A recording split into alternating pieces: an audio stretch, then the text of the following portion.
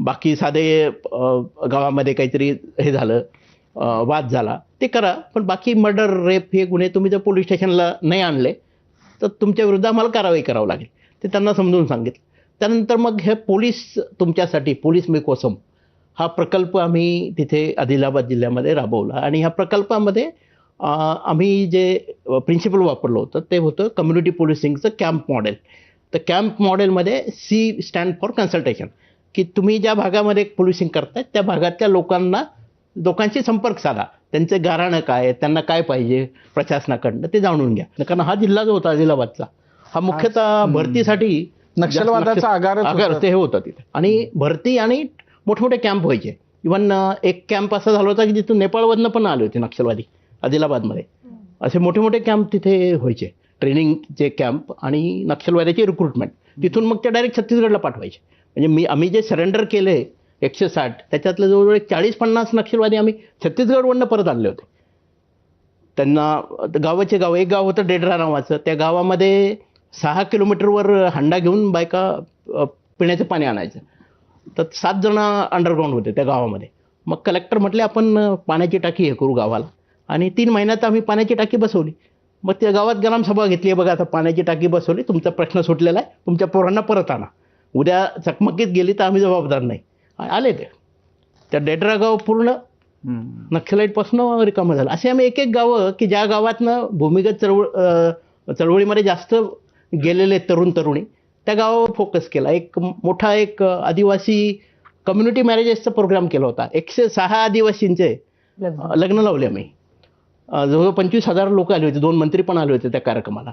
एक कमिटी तयार केली आदिवासींची, त्याच्यामध्ये मग काही सरेंडर नक्षलाईट होते, काही आदिवासी समाजामध्ये काय होतं की लग्न करायचं असेल तर लोक ऋण हे घेतात, कर्ज घेतात ॲडव्हान्स, आणि थोडंसं लविशपणे ते लग्न होतं.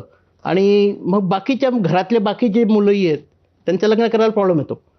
तर ते प्रॉब्लेम होता तो आम्ही प्रॉब्लेम आयडेंटिफाय केला की हे वल्नरेबल आहेत, हे नक्षलाईट चळवळीत जाऊ शकतात, त्यांचं लग्न होत नाही म्हणून. मग हा सामूहिक विवाहाचा प्रकल्प ते कमिटी तयार केली. त्यांची कमिटीमध्ये आदिवासींचे काही लोक, आमची काही लोक, आणि योग्य 18 वर्षापेक्षा 18 वर्षाची मुलगी आणि 21 वर्षाचा मुलगा ते त्यांचे हे बघून त्यांना प्रॉपर हे करून आम्ही मग तो मास मॅरेजेसचा खूप मोठा प्रोग्राम केला. आता त्याला 25 वर्ष होत आहेत यावर्षी. त्या परवाच तो सब इन्स्पेक्टर ज्यांना लग्न लावले होते सगळे, तो आला म्हणे साहेब 25 वर्ष होतात, आपण काहीतरी करायचं का? म्हटलं आता त्याच्यातच एका नक्षलवाद्याला तुम्ही पुनर्वसन करून त्याचं तो प्राध्यापकापर्यंत. ही खूप इंटरेस्टिंग गोष्ट आहे ॲक्च्युली. 2002 साली एक नक्षलवादी शरण आला आणि तो स्टेट लेवलवर काम करत होता. तर तो म्हटला मी 88 साली नक्षलवादी चळवळीत गेलो, त्यावेळी मी माझं बीटेक सेकंड इयरला होतो, तर मला माझं बीटेक पूर्ण करायचं आहे.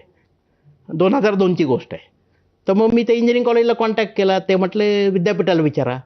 मग विद्यापीठाच्या व्हीसींना कॉन्टॅक्ट केला, तर ते म्हटले अरे म्हणे हा नक्षलवादी, याची गॅरंटी कोण घेणार म्हणे, तुम्ही लिहून द्या म्हणे. म्हटलं ठीक आहे, आम्ही लिहून देतो, शासनापुढे सरेंडर झालेला आहे तो. तर लिहून दिला आम्ही लेटर हेडून की आम्ही जिल्हा प्रशासन याची जबाबदारी घेतो आणि आम्ही त्याच्यावर वॉच पण ठेवू. आणि मग त्याला ॲडमिशन मिळाली.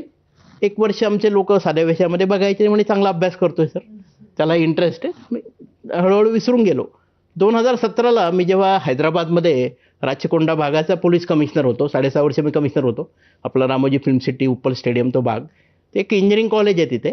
त्या इंजिनिअरिंग कॉलेजला तिथे सुरुवातीला जे फ्रेशर्स मीट असते, अँटी रॅगिंग आणि बाकीच्या गोष्टी आम्हाला सांगावं लागतं.